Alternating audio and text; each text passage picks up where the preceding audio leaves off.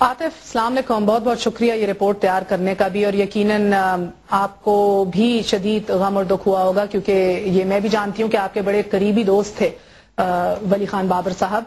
पहले तो उनके बारे में कुछ बताइए। देखिए, मेहर वली खान बाबर जो हैं वो मेरी उनके साथ जो दोस्ती थी वो सेकंड ईयर में जब मैं कॉलेज में था, बड़ी टीन एज की उम्र, उस वक्त से मैं उनको जानता था। बड़ा खामोश सा लड़का था, लेकिन जब हम सेकेंड ईयर में गए फिर वहां से उसको इंग्लिश सीखने का शौक हुआ। फिर वो एक लैंग्वेज सेंटर में चले गए, वहां पर वो दर्स व तदरीस से वाबस्ता हुए, और उसके बाद जो है वो कुछ अरसे के बाद उन्होंने आईआर में, हम दोनों ने एक साथ एडमिशन लिया। मैं मास कॉम डिपार्टमेंट में था जामे कराची के अंदर, वो आईआर डिपार्टमेंट में थे। लेकिन वली जो है वो एक पॉलिटिकल वर्कर भी था, एक उसके ख्यालात थे, एक उसकी एक थिंकिंग थी जिसे वो लेकर हमेशा आगे चलता था। सहाफत में आने का जो उसका बेसिक मकसद था वो यही था कि वो माशरे के अंदर जो चीजें उसके इर्द गिर्द होती थी वो उन्हें महसूस करता था। बाय प्रोफेशन चूज किया था, हमें कोई हादसाती तौर पर किसी ने धकेला नहीं। ये वो मिड कैरियर लोग हैं, मैं, वली बाबर और बहुत सारे और दूसरे सहाफी, जो कि हम लोगों ने बाय चॉइस हमने चूज किया कि हमें इस पेशे में आना है, हमने यहाँ पे काम करना है। वली बाबर से अब से कुछ दिनों पहले मेरी बात हुई तो वली बाबर बिल्कुल अब एक पॉलिटिकल वर्कर भी था, एक अच्छा दिमाग भी था उसके पास, वो सोचता था चीजों को, वो बोलता था, डिबेट करता था। शायद उसकी आवाज उन लोगों को पसंद नहीं थी जो बुज़दिल थे, उसकी आवाज से डरते थे। उन्होंने उसके सियासी रुझान किस तरफ था वली बाबर का? वली बाबर एक मॉडरेट नौजवान था, उसने गो के वो पश्तून जो है वो स्पीकिंग था, उसके बावजूद मैं एज अ उर्दू स्पीक हूँ। उसकी सबसे ज्यादा दोस्ती हैदर अब्बास रिजवी से थी, जिनका ताल्लुक एमक्यूएम से था। वो कभी एएनपी के लोगों के साथ बैठता हुआ या हमें इस तरफ जो है कहता हुआ कि उनको सपोर्ट दो या उनको सपोर्ट ना दो, ऐसा कभी नहीं हुआ। वली बाबर हमेशा मॉडरेट ख्यालात का मालिक था। वली खान बाबर जो है उनके साथ आपका भी काफी करीबी ताल्लुक था, ये मुझे पता है।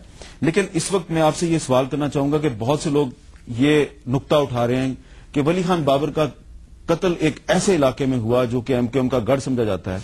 वहां पर उनको कत्ल किसने किया, क्यों किया, कौन जिम्मेदार है, किसको फायदा हुआ, किसको नुकसान हुआ?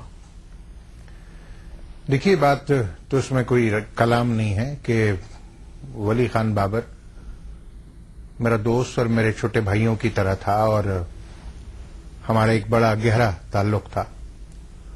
और इसमें भी कोई शक नहीं है कि वली खान का जो कत्ल हुआ या जो उसको शहीद किया गया वो लियाकताबाद में एक ऐसे एरिया में किया गया जो कि एमक्यूएम का आज से डोमेन नहीं है, बल्कि एमक्यूएम का हमेशा से एक मजबूत किला समझा जाता है। और जाहिर है कि यही बात एमक्यूएम के लिए एक बहुत बड़ा एलिबाई बनती है कि एक ऐसी सूरत हाल में कि जब वो अपने दफ्तर से निकलकर उसको पूरा रास्ता तय करना था, ये वही इलाका क्यों चूज किया गया, वही डोमेन क्यों चूज की गई जो कि एमक्यूएम की डोमेन थी।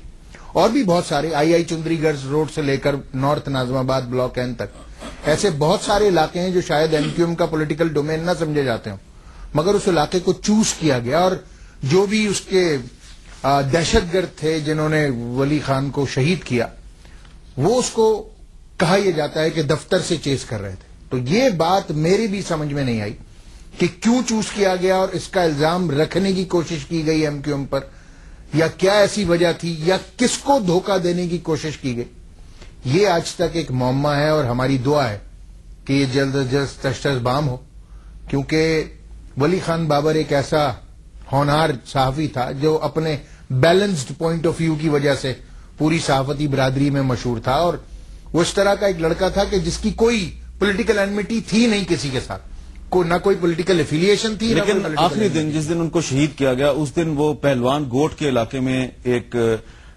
पुलिस का ऑपरेशन कवर कर रहे थे, और ये इलाका आपकी कॉन्स्टिट्यूएंसी में आता है, बिल्कुल ऐसे। एम आई राइट? वहां पर उन्होंने गुफ्तगू के दौरान किसी चीफ साहब का जिक्र किया था, वो चीफ साहब कौन है? पहलवान गोट मेरी कॉन्स्टिट्यूएंसी है और उसकी जो डायनामिक्स है मैं उससे बहुत अच्छी तरह वाकिफ हूं।